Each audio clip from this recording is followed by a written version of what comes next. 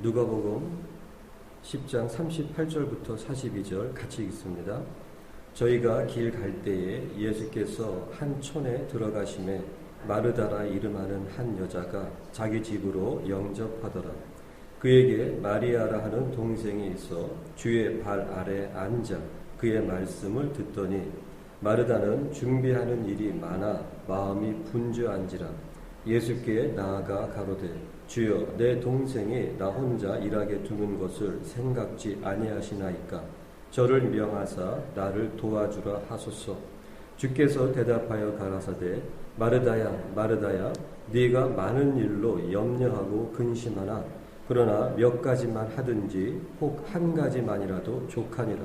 마리아는 이 좋은 편을 택하였으니 빼앗기지 아니하리라 하시니라. 아멘.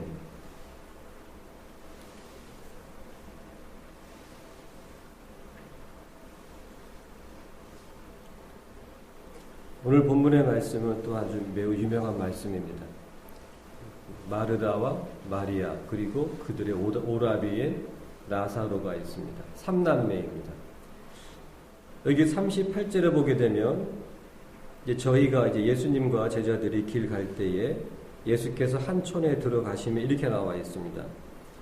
어찌 보면 이 말씀을 그냥 직역되어 드시듯이 해석을 한다면 예수께서 한 촌에 들어가심에 어찌 보면 일정이 없이 예수님께서 그곳으로 들어가신 거예요.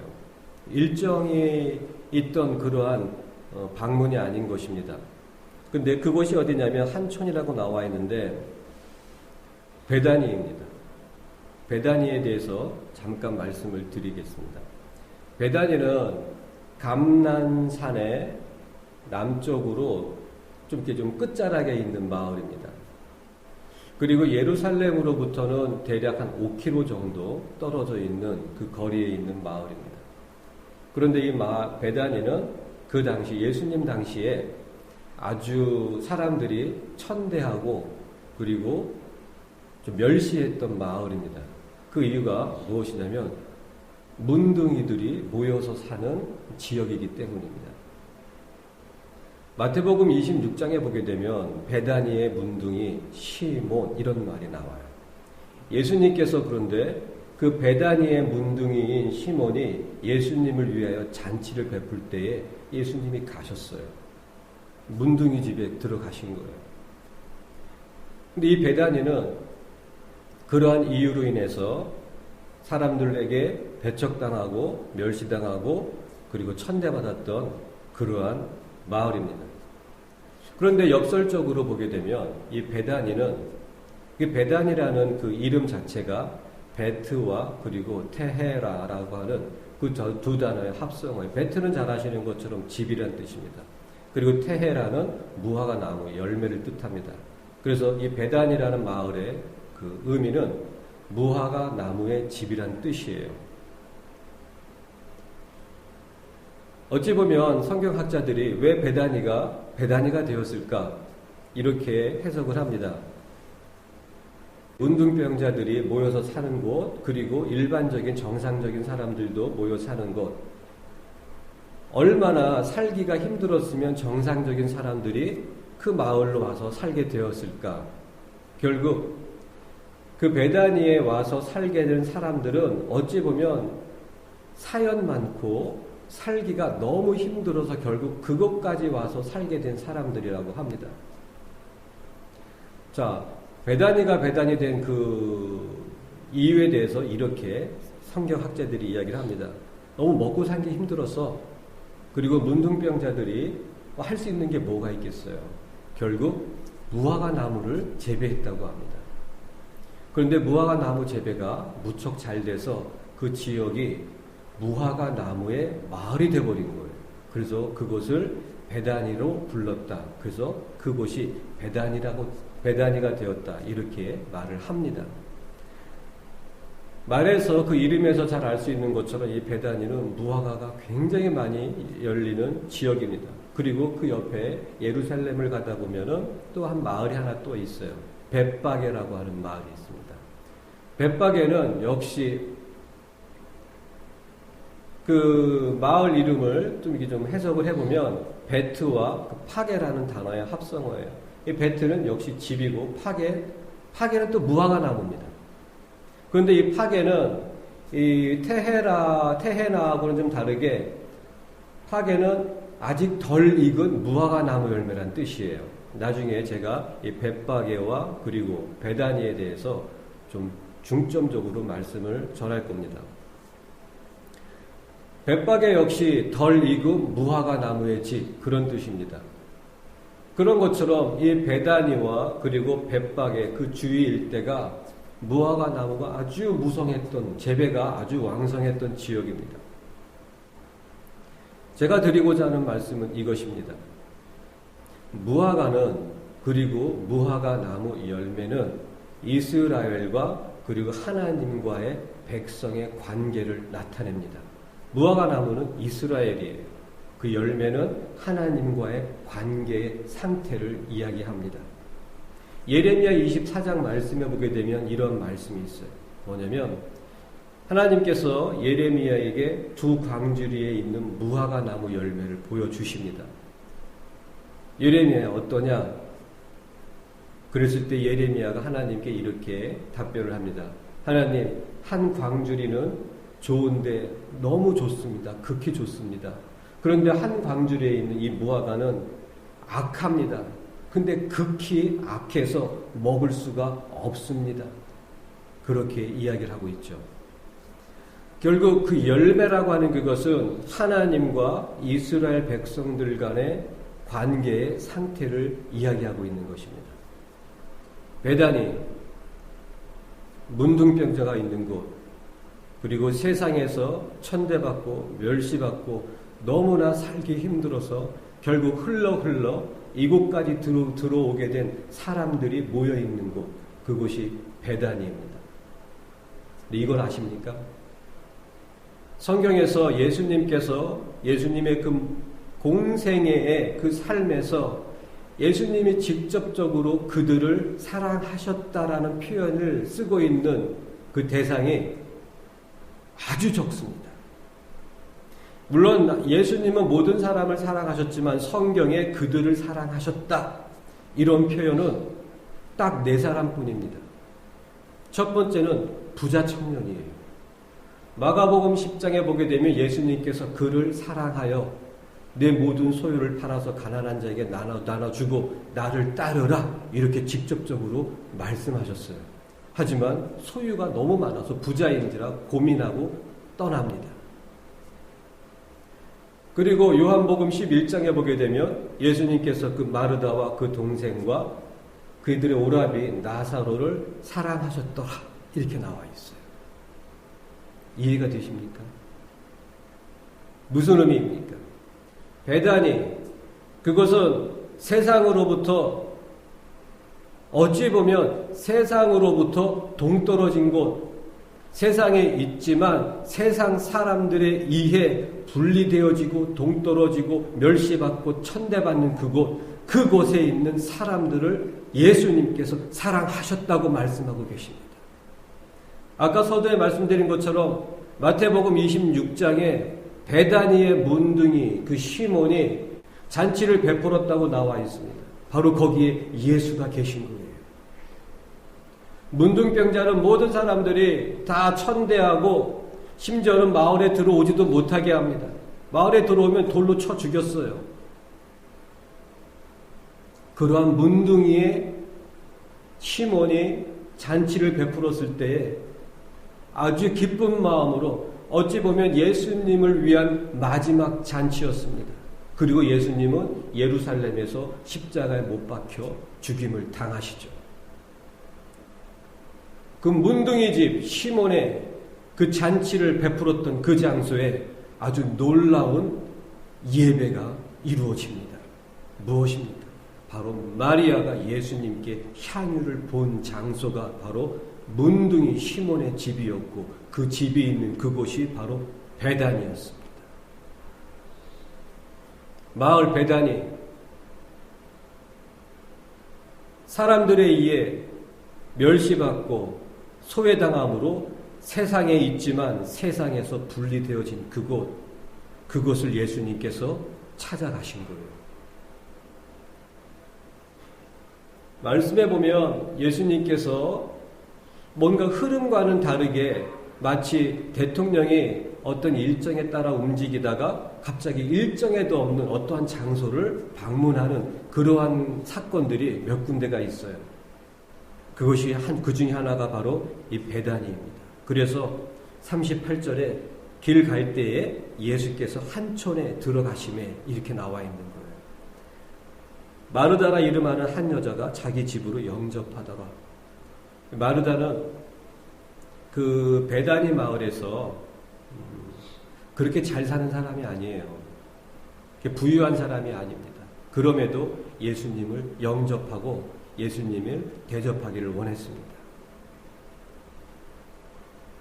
자, 이어지는 말씀에 39절에 그에게 마리아라 하는 동생이 있어 주의 발 아래 앉아 그의 말씀을 듣더니, 드디어 마리아가 등장을 합니다.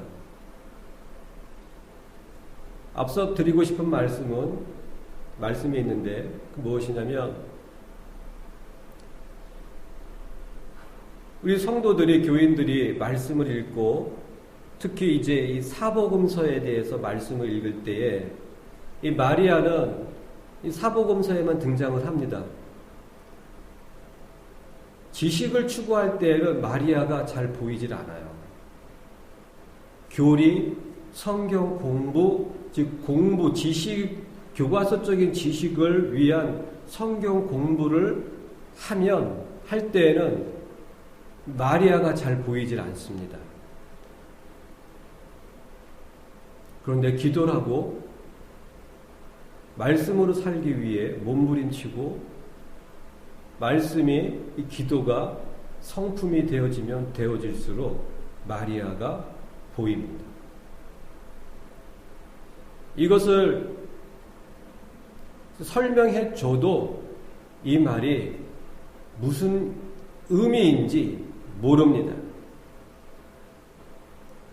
마치 기도는, 전에 어떤 분들이 기도를 어떻게 해야 됩니까? 적지 않은 분들이 저에게 문의를 했던 적이 있어요. 물론 간략하게 설명을 하고, 하지만 정말 중요한 것은 기도는 해보면 알게 됩니다. 기도는 방법 때문에 할 수 있는 게 아니라 기도는 해야 되는 거예요. 좀 더 기도를 편하게 하는 그것 때문에 방법을 문의하고 그런 방법을 찾는 사람이 있다면 그 사람은 기도를 할 수가 없어요.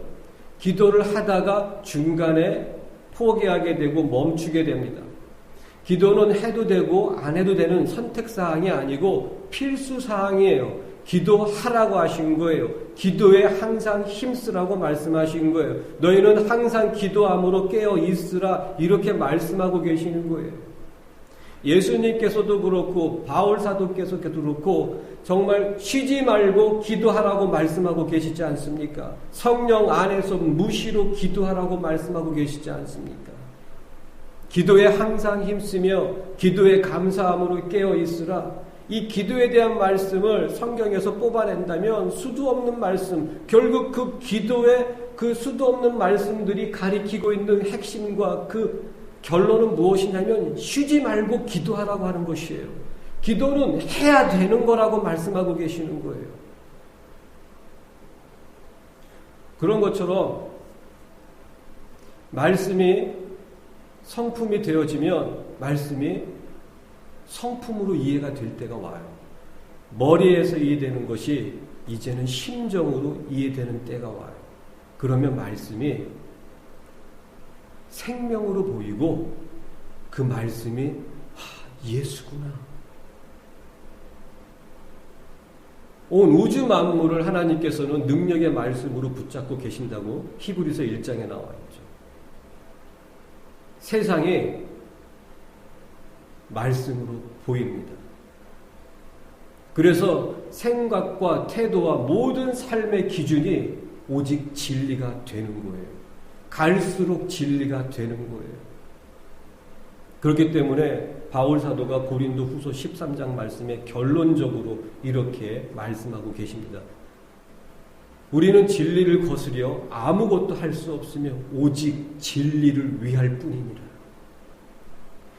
바울 사도는 진리가 그분의 성품과 생각과 삶의 기준이며 머리부터 발바닥까지 충만하게 채워져 있기 때문에 진리를 거부하는 어떤 행동도, 진리에 어긋나는 어떤 생각도 할 수 없고 오직 진리만으로 살 뿐이다, 이렇게 고백하고 있는 거예요.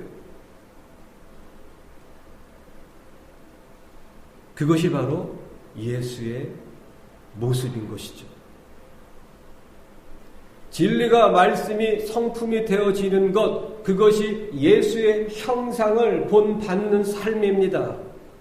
아무리 말로 떠들고 성경 공부를 아무리 많이 참석하고 예배를 빠지지 않고 참석하고 11조에 감사헌금에 어떠한 봉사를 할지라도 진리가 성품으로 되어지지 않으면 그것은 하나님께서 알아보실 수가 없어요. 오직 하나님 아버지는 예수만 알아보시고 예수는 오직 진리만 알아보시는 거예요.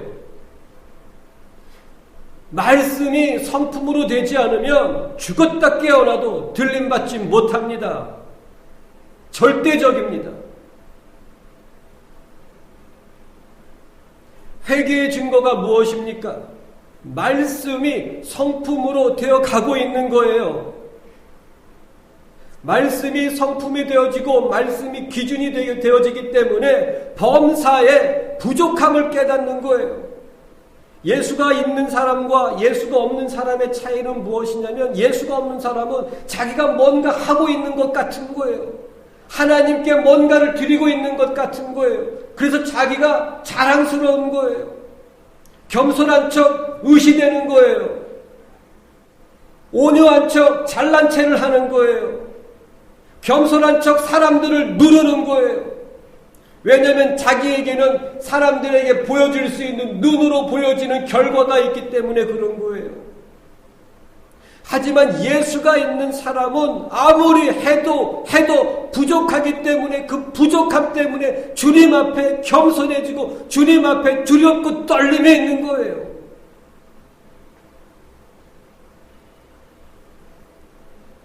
아무리 진리대로 살고자 할지라도 진리대로 우리는 죽었다 깨어나도 못 삽니다. 성령님께서 보호해 주시고 지켜주시고 인도해 주시기 때문에 진리를 붙잡고 나아가는 거예요.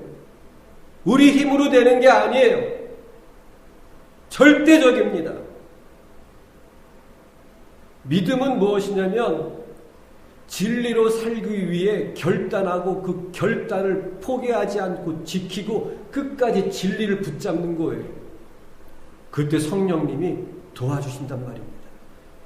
성령님께서 도와주시기 때문에 이러한 삶을 지켜낼 수가 있는 것이죠.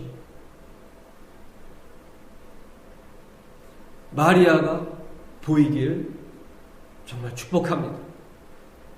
마리아가 보이면, 하지만 결코 쉬운 게 아니에요.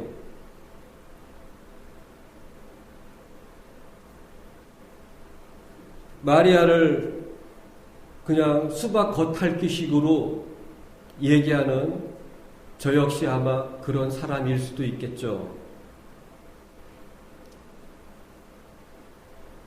그런 걸 의미하는 게 아니에요.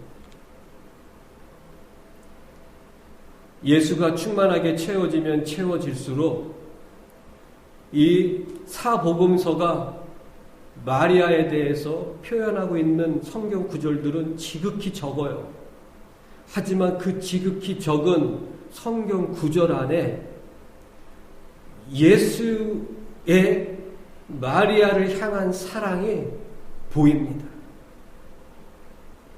너무나도 소중해서 세상을 향하여 은밀하게 지켜주고 싶은 사람, 마리아입니다. 나중에 기회가 되면 좀 말씀을 드리도록 하죠. 40절에 보게 되면 마르다는 준비하는 일이 많아 이렇게 나와 있어요. 마음이 분주한지라. 하는 일이 많아, 준비하는 일이 많아가지고 마음이 분주해졌다고 얘기하고 있어요.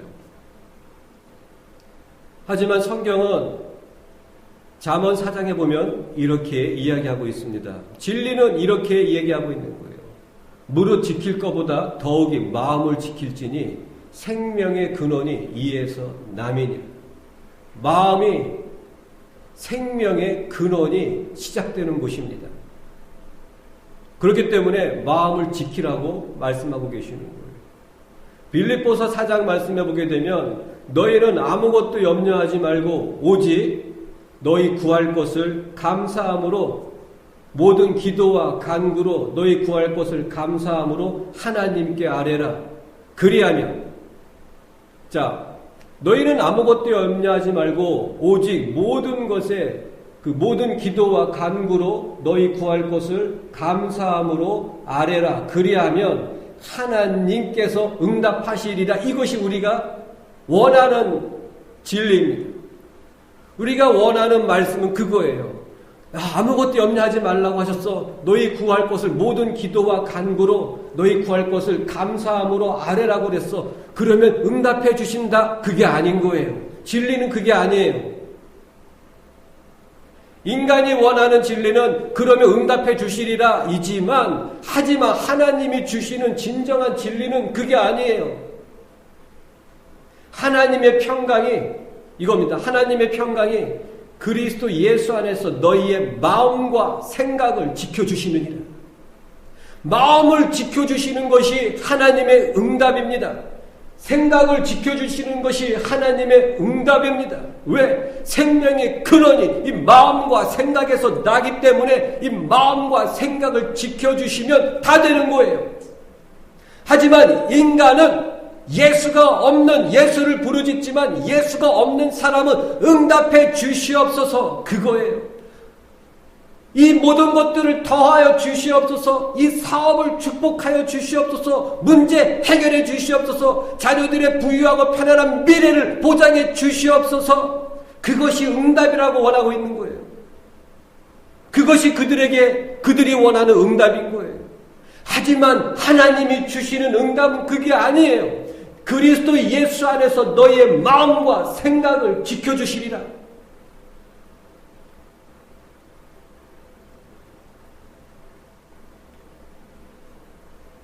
문제가 해결되고 사업이 성공되어지고 자녀들이 인류대학에 들어가서 수석으로 졸업하고 대기업에 수석 입사를 하고 취업을 하고 그럴지라도 그들의 마음과 생각이 진리로 지켜지지 아니하고 생각으로 세상으로 채워져 있다면 그 사람이 이 세상에서 아무리 잘 먹고 잘 살지라도 결국 누가복음 16장의 부자와 같이 하데스라고 하는 예비 지옥으로 갈 뿐입니다. 인생이 길어야 80년인데 80년 잘 먹고 잘 살고 지옥에 가는 것이 아니라 이 세상을 포기하고 내려놓고 예수 그리스도를 선택함으로 영원한 생명의 삶을 살아야죠.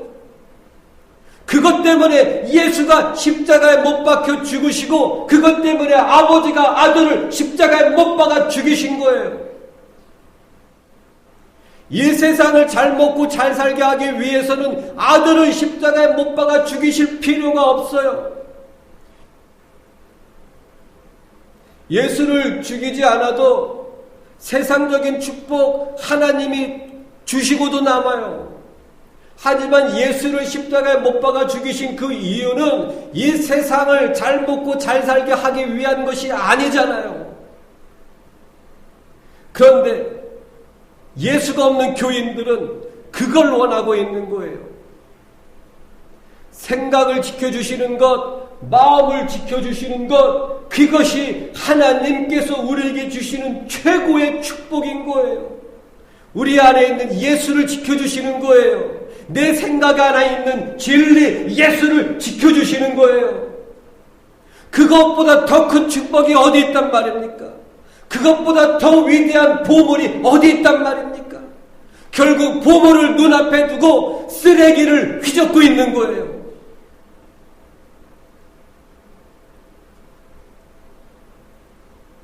마르다는 그 마음이 분주했어요. 마음을 지키지를 못했어요. 예수를 바라봄으로 예수를 영접하고 예수를 대접하려고 준비하고 있는데 그 준비하는 과정에 일이 많으니까 그 마음이 분주해졌어요. 예수 외에 다른 것들이 그 마음에 계속 들어오고 있는 거예요. 결국 그렇기 때문에 그 결과가 무엇입니까? 40절에 보게 됩니다. 마르다는 준비하는 일이 많아 마음이 분주한데 예수께 나아가 가로되 주여 내 동생이 나 혼자 일하게 두는 것을 생각지 아니하시나이까 저를 명하사 나를 도와주라 하소서. 예수를 핍박합니다. 예수를 공격합니다. 예수를 영접하고 예수를 대접하려고 했는데 많은 일들로 그 마음이 분주해짐으로 세상에 들어오고 자기 생각으로 가득 차고 결국 그 결과는 무엇이냐면 예수를 공격하고 핍박하는 것입니다. 그런 말씀이 어디에 있냐고요? 여기 있잖아요.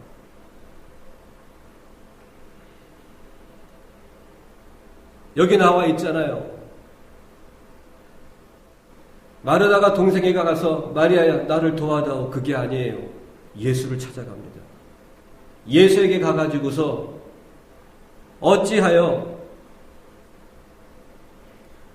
주여 내 동생이 나 혼자 일하게 두는 것을 생각지 아니하시나이까.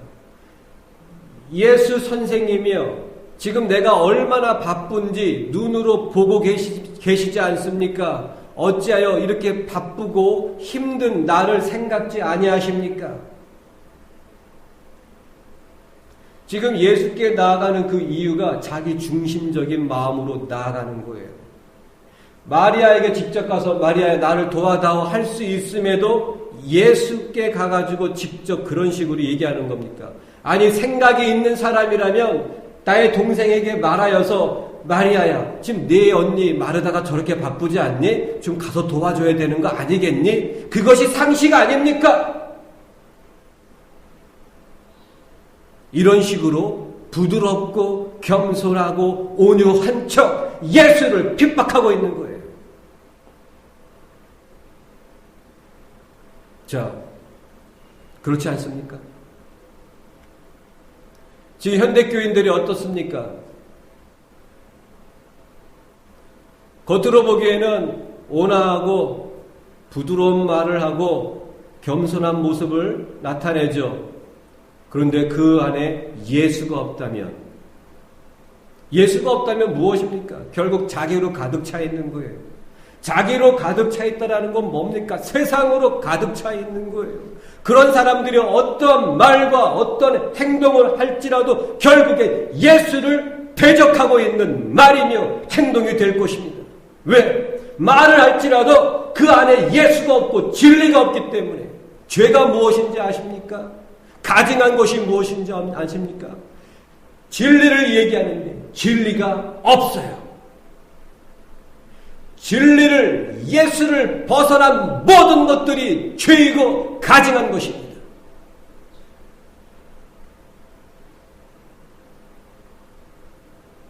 그것이 지금 마르다의 모습이에요. 그럼에도 요한복음 11장에는 마르다와 그의 동생과 나사로를 사랑하셨더라. 예수님이 마르다의 이 모습을 모르십니까? 아십니다. 정말 예수님이 한 성질이 있으셨던 분이면 아마 이렇게 말씀하셨을 수도 있었을 거예요. 마르다야, 네가 겸손한 척, 부드러운 척, 온유한 척, 그런 말로 나를 지금 모욕하느냐 이러면서 그러셨을 수 있을 거예요. 사랑은 그런 게 아니에요. 사랑은 마르다의 그 허물과 그 가증하는 표현이 들리기에 강한 표현으로 들리면서 그 마음에 약간의 반감이 느껴진다면 그런 사람이 있다면 회개하시기 바랍니다. 생각과 마음의 그 기준이 진리 앞에 더 충만하게 서 있지 않기 때문에 그렇게 들리는 겁니다. 예수가 있고 더 진리를 붙잡기 위해서 몸부림치는 사람이라면 오직 진리로 예수로 비교되고 평가되어지는 그런 분별되어지는 그런 말을 더 듣기를 원하고 기뻐하게 되어 있어요. 그거 너무 센 표현 아닙니까? 아닙니다. 더 강력한 표현이 있다면 더 강력한, 이 세상에서 가장 강력한 표현이 있다면 그럴지라도 부족한 것입니다. 진리를 벗어난 그 모습을 표현할 때에 세상 그 어떠한 말로 할지라도 부족한 거예요. 그만큼 진리는 이 세상의 그 어떠한 것과도 비교되어질 수 없고 비교하는 것 자체가 이미 진리를, 그 가치를 떨어뜨리고 있는 것이죠. 진리는 말이죠, 온 우주 만물하고도 비교가 되는 게 아니에요. 왜냐하면 온 우주 만물의 주인이시기 때문에, 그 진리가, 그 말씀이 온 우주 만물의 주인이 되신단 말입니다. 그 진리 앞에 이 세상이 아무리 아름다울지라도 그것은 어떻게 표현이 안 되는 거예요. 자, 이러한 표현이 있습니다. 장동건이 있고요. 여기는 지렁이가 있어요. 자, 장동건과 지렁이 중 어떤 게 더 하나님에 더 닮았을까요? 어떤 것이 더 하나님께 의로울까요? 어떤 것이 하나님께 더 아름다울까요? 둘 다 아니에요. 둘 다 아니에요.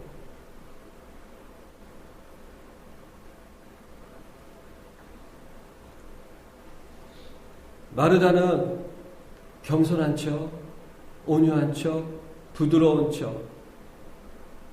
하지만 그 안에 분주함으로 세상이 가득 찼기 때문에, 진리가 없기 때문에 결국 어떠한 말과 행동을 할지라도 그것은 예수를 대적하고 있는 것입니다.